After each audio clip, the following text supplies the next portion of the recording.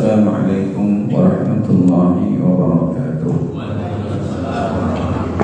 Alhamdulillah alladzi 'allama al-Qur'an khalaqal insan 'allamahul bayan wa nusalli wa nusallimu ala nabiyyina Muhammadin wa ala alihi wa sahbihi ajma'in. Rabbi shrah li sadri wa yassir li amri wa hlul 'uqdatam min lisani yafqahu qawli wa ba'du.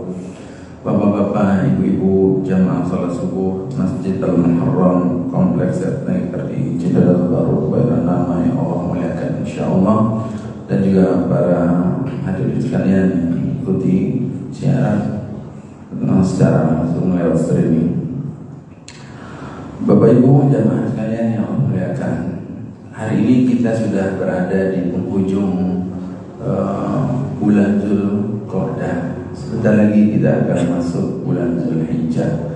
Kita akan menyaksikan syiar Islam yang amat agung, yaitu ibadah haji dan ibadah kurban.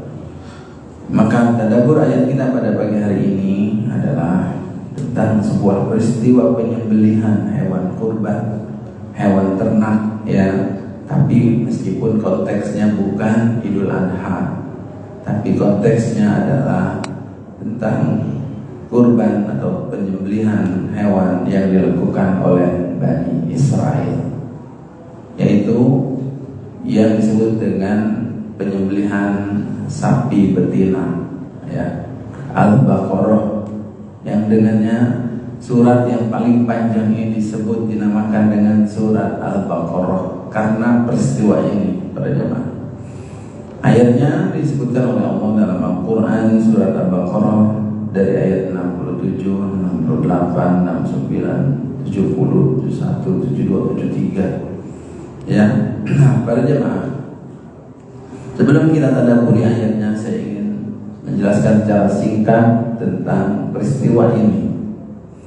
Ya, bahwa peristiwanya terjadi di latar belakangi dahulu di kalangan Bani Israel. Ada orang kaya, dia tidak punya anak, ya. Orang kaya ini tidak punya anak, sehingga dalam peraturan yang berlaku adalah kalau dia meninggal dunia, hartanya itu akan jatuh kepada saudara dan kerabatnya. Maka adalah di antara kerabatnya ini yang serakah, yang tamak, yang rakus, ya, sehingga dia amat sangat menginginkan orang tersebut meninggal karena ingin mendapatkan harta warisannya. Ditunggu-tungguin gak mati-mati. Akhirnya setan menghantui, menguasai dirinya, dan hingga akhirnya dia bermaksud untuk membunuhnya. Singkat cerita, akhirnya dijebaklah orang tersebut untuk keluar, ya, di satu malam hari diajak ke sebuah tempat pertigaan atau persimpangan, ya. Maka disitulah dia dibunuh. Dan setelah dibunuh gak dia apa-apain jenazahnya, ditinggal, dia pulang ke rumah, dia tidur.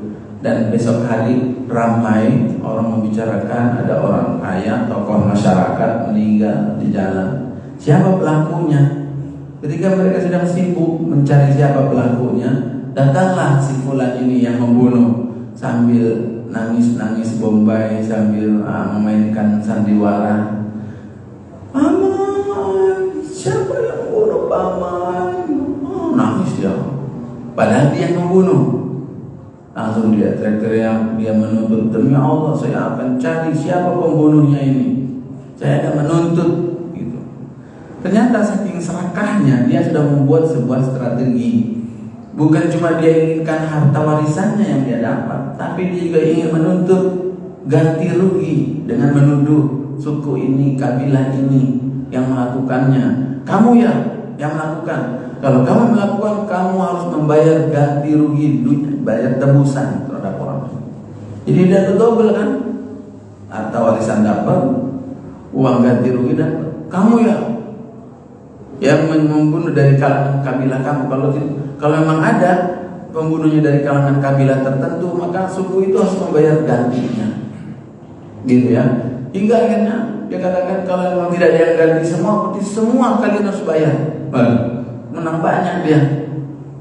Hingga akhirnya karena hampir terjadi sebuah perang antar kabilah, perang saudara, sampai sudah mengangkat senjata, ya akhirnya mereka datanglah ke Nabi Musa alaihi salam, minta kepada Tuhanmu ya Musa, bagaimana mengungkap siapa pembunuh ya di balik peristiwa ini. Maka Nabi Musa pun memohon kepada Allah dan turunlah surat Al-Baqarah ayat 67 ini. A'udzubillahi minasyaitonirrajim. Wa idz qala Musa liqaumihi, ingatlah ketika Nabi Musa berkata kepada kaumnya, innallaha ya'murukum an tadbahu baqarah. Sesungguhnya Allah memerintahkan kalian untuk menyembelih baqarah, menyembelih seekor sapi betina. Nah, kalau kita jadi Bani Israel, kita berpikir seperti apa?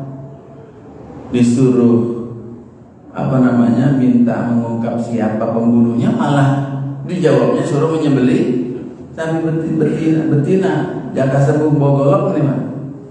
Apa jaka sembung naik ojek? Nah, nggak sambung je, nggak nyambung kan? Akhirnya apa? Para jamaah qalu atattakhiduna huzwa. Orang Bani Israel mengatakan, apakah engkau mau mengejek kami? Ini sifat Bani Israel, Pak. Dia minta untuk diberikan solusi mengungkap kasus. Begitu dijawab, turun perintah, dia sendiri yang duluan pertama kali menolaknya. Kamu mengejek kami? Ya, masa apa dikatakan mengejek? Apa hubungannya antara menyembelih sapi betina dengan mengungkap pembunuhnya siapa?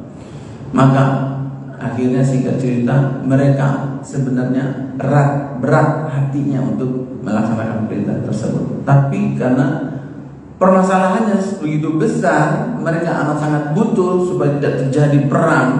Akhirnya mereka penuhi juga itu permintaan perintah Allah Subhanahu wa taala. Tapi cirinya mereka itu merasa berat untuk menjalankannya adalah apa? Mereka banyak bertanya. Ya Musa, tanyakan kepada Tuhan, ud'u lana rabbak. Ya, tanyakan sapi yang seperti apa yang harus kami sembelih. Qala, dijawablah oleh Allah Subhanahu wa taala bahwa sapi yang akan disembelih adalah sapi yang la faridun wala bikr, yang umurnya usianya tidak terlampau tua dan tidak juga terlampau muda, berarti pertengahan. Nah, ini sudah mulai mengerucut. Awalnya hanya memerintahkan menyembelih sapi betina, mau itu sapi Jawa, mau sapi Bali, mau sapi metal, mau sapi Limotion, pokoknya sapi betina. Tapi gara-gara nanya, akhirnya usianya jangan terlalu tua dan terlalu muda. Bagaimana cara mengukurnya? Karena sapi nggak punya akte kelahiran. Ya, kapan lahirnya hanya orang tertentu yang tahu berjamaah. Ya, akhirnya ditanya lagi, apa warnanya? Padahal dia mau warna apa aja silakan aja, Allah nggak mempersulit. Tapi mereka bertanya, mereka yang mempersulit akhirnya. Dan kenapa mereka bertanya? Karena sebenarnya ciri orang itu berat menerima sebuah perintah itu banyak alasan. Ini gimana?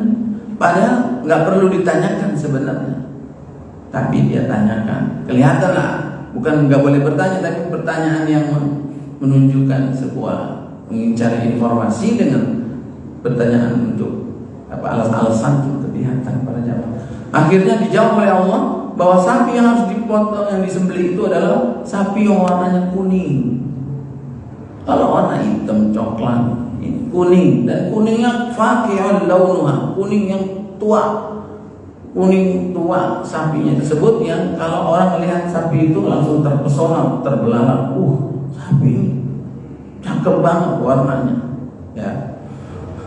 Sudah dijawab, ditanya lagi yang bagaimana itu sapinya, sifatnya, cirinya, tolong tegasin lagi. Dijawablah oleh Allah Subhanahu wa taala bahwa sapi yang harus disembelih adalah sapi yang belum pernah untuk dituthirul arda wa la tasqil harth. Sapi yang belum pernah dipakai buat membajak sawah dan tidak juga dipakai buat mengairi kebun. la syiyata fiha, nggak boleh ada cacatnya lagi. Kalian kulitnya yang bokes, pernah berantem diseruduk temennya, nggak boleh, bersih. Ini kan sapi apa Pak Berjamaah? Akhirnya mereka mencari ke sana kemari, akhirnya ketemulah, dan singkat cerita tentu dengan harga yang mahal akhirnya, karena pemiliknya tidak mau menjualnya. Akhirnya dengan harga berlipat-lipat dibeli juga, dan akhirnya dipotonglah, disembelihlah. Udah harganya mahal, udah barangnya bagus, kan orang barang bagus berat Pak untuk membelinya, ya kan? Ya pengennya dijadiin inian aja Pak, milik-milik aja, buat dilihat-lihat, senang-senang aja. Ini harus udah nyarinya susah, akhirnya disembelih juga, dipotong, disembelih juga, dan akhirnya hiduplah. Kadzalika yuhyillahul mauta. Allah perintahkan, ambil sebagian dari daging sapi tersebut, pukulkan ke mayatnya. Kadzalika yuhyillahul mauta. Begitulah Allah akan menghidupkan orang yang sudah mati. Kamu akan lihat sendiri, diambil, dipukulkan, dengan izin Allah Subhanahu wa taala, mayat tersebut bangun, hidup. Ya, kalau kita kan kabur kan Pak. Kalau dibangun kabur, untung nggak begini bangunnya ya. Akhirnya apa para jemaah? Setelah dia bangun, dia mengatakan, menunjukkan bahwa yang membunuh saya adalah si fulan. Jadi dia bangun hanya untuk menunjuk siapa yang membunuh saya. Dan betapa kagetnya orang-orang saat itu, ternyata pembunuhnya adalah dia yang maling, teriak maling. Akhirnya mereka marah, murka sama orang tersebut, dan habis itu dihakimi. Dan akhirnya yang mati dia mati nggak dapat warisan, nggak dapat apa-apa. Jadi para jemaah sekalian yang berbahagia, setelah melihat tanda-tanda kekuasaan Allah, mukjizat menghidupkan orang yang sudah mati jadi hidup, orang manusia pada percaya atau tidak Pak? Percaya mestinya. Karena apa para jemaah? Tidak ada pansus ya yang sehebat dia mengungkap siapa pembunuhnya. Waktu peristiwa pembunuhan siapa? Brigadir Joshua kan berhari-hari, berlarut-larut itu menemukan siapa pembunuhnya. Ini semuanya percaya karena langsung yang menunjukkan korbannya itu dia. Tapi apa yang terjadi pada jemaah? Tsumma qasat qulubukum. Setelah peristiwa itu malah hati orang-orang Bani Israel itu menjadi tambah keras, susah menerima kebenaran, menolak kebenaran. Ya, hatinya bertambah keras, bahkan Allah membuat perumpamaan keras hatinya itu seperti batu. Ya, bahkan lebih keras lagi daripada batu. Ini para ilmuwan meneliti Pak berjamaah dengan ayat ini. Kenapa Allah Subhanahu wa taala membuat perumpamaan keras itu benda yang disebut adalah batu? Kenapa bukan besi? Sebenarnya benda yang paling keras di muka bumi ini apa berjamaah? Hah? Baca itu besi. Kalau berdasarkan ayat ini batu. Ternyata penelitian ilmuwan ada jenis batu yang itu lebih keras daripada besi. Ya, kalau untuk ngebor itu alatnya itu dibuatnya dari batu, bukan dari besi, bukan dari baja. Karena batu bisa aja jadi beradu, pengok dianya kalah. Nah, akhirnya pada jamaah Allah memperumpamakan saking kerasnya, bahkan lebih keras hati mereka daripada batu. Karena batu itu sekeras-kerasnya ada yang pecah dan mengalirkan air sungai. Ada yang berlubang lalu merembes air. Ada yang enggak keluar air tapi dia jatuh karena takut kepada Allah. Ternyata itu sebuah perumpamaan para jamaah. Seharusnya hati orang yang beriman, hati yang bersih, hati yang sehat itu kalau menerima nasihat, kalau menerima peringatan, kalau menyaksikan mukjizat, itu hatinya langsung takut kepada Allah. Harus lembut. Dan perumpamaan keluarnya keluarnya air dari batu tersebut itu adalah, kata para ulama, menggambarkan ada di antara hati-hati manusia orang yang beriman, kalau dikasih peringatan dia menangis karena takut kepada Allah. Dan nangisnya itu ada yang deras, itu diumpamakan seperti keluar sungai. Dan ada yang cuma netes doang, nah itu seperti yang rembes tadi. Ada yang nggak nangis, tapi dia tetap takut kepada Allah Subhanahu wa Ta'ala. Dia tunduk seperti batu yang jatuh dari atas. Nah, ternyata mereka tidak yang ini, tidak yang itu, tidak yang ini. Hati mereka lebih keras daripada batu. Itu yang dikhawatirkan para jemaah. Kalau hati sudah keras, sementara hati ini adalah panglima dalam diri kita. Dia yang memerintahkan tangan, dia yang memerintahkan kaki, mata, kuping. Itu hati yang memerintahkan. Kalau sudah keras, maka pelajaran, peringatan pun tidak akan bisa mempengaruhi dia. Nah, ini sekelumit kisahnya dan tadaburnya apa kira-kira? Tadabbur dari peristiwa ini, wallahu a'lam, mengajarkan kepada kita orang-orang yang beriman seharusnya menerima perintah Allah Subhanahu wa Ta'ala itu. Kita mengatakan sami'na wa ata'na.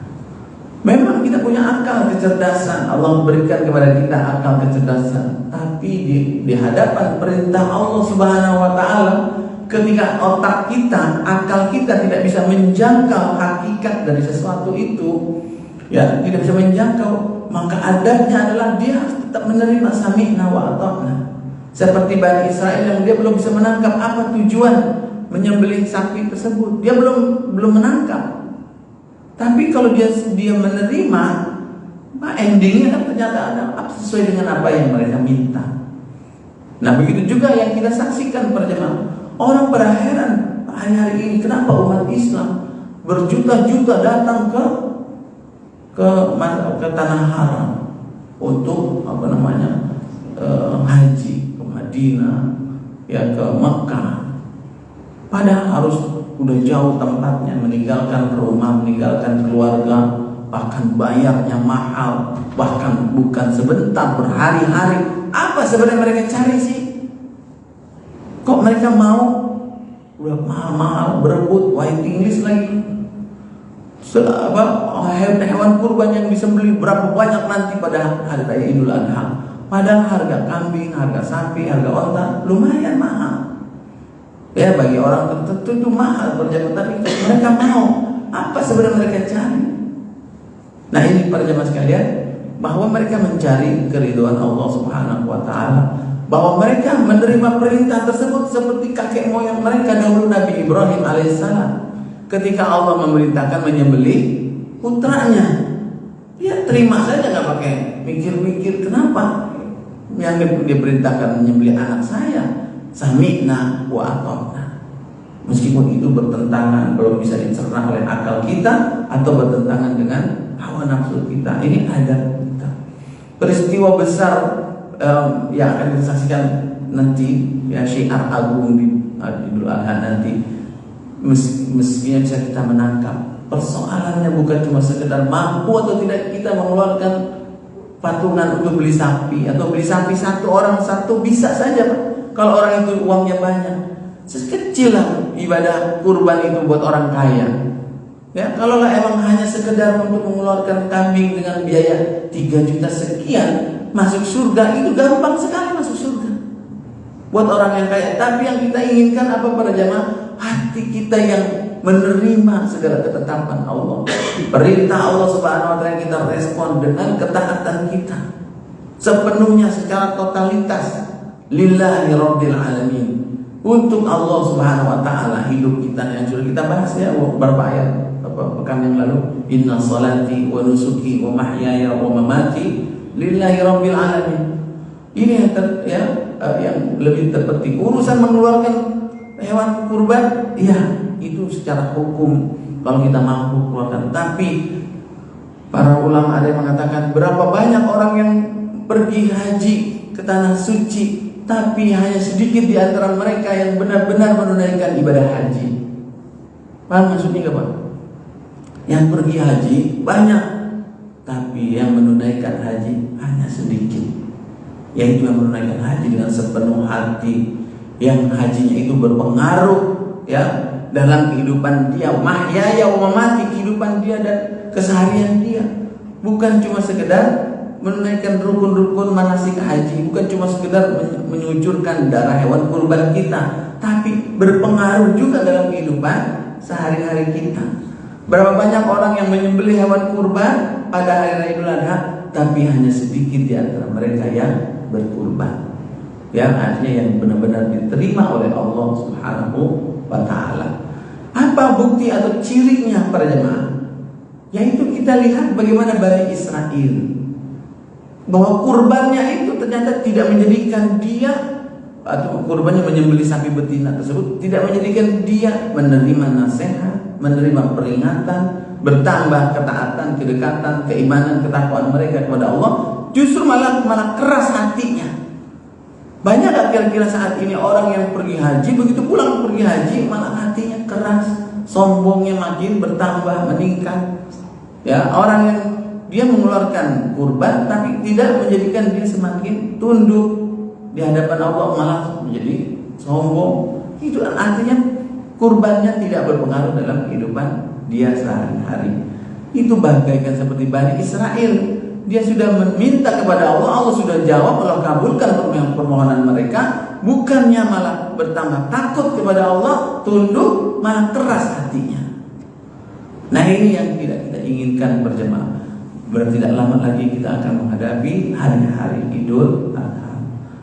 Jangan sibuk untuk sekedar ngurusin saya mau beli kambing, saya mau beli sapi. Itu keluarkan, tapi jangan lupakan bahwa kesalahan Bani Israel dalam peristiwa yang kita bahas tadi adalah dia hanya mampu menyembelih sapi secara zahirnya saja.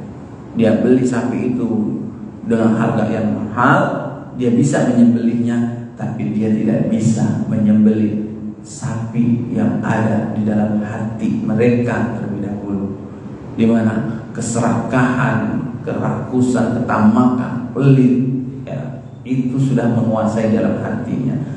Sembelih dulu segala macam, ya, yang ada sifat jelek, sifat buruk yang ada dalam hati, ya, sudah bisa kita ikhlaskan kepada Allah. Walau sembelih itu hewan kurban secara zahirnya, secara simbolnya kita menyembelih hewan kurban. Maka dari itu para jemaah sekalian, mudah-mudahan kita bisa memperhatikannya dengan seksama, sehingga momen Idul Adha ini semakin banyak orang umat Islam yang semakin baik, bertambah keimanannya, ketaatannya. Meskipun yang tidak berkurban para jemaah, karena dia tidak mampu, dia tidak berkurban, dia ikut jadi panitia saja, dia ikut menyaksikan saja, tapi dia bisa mengambil hikmahnya. Mudah-mudahan kita termasuk orang-orang yang ada di dalamnya.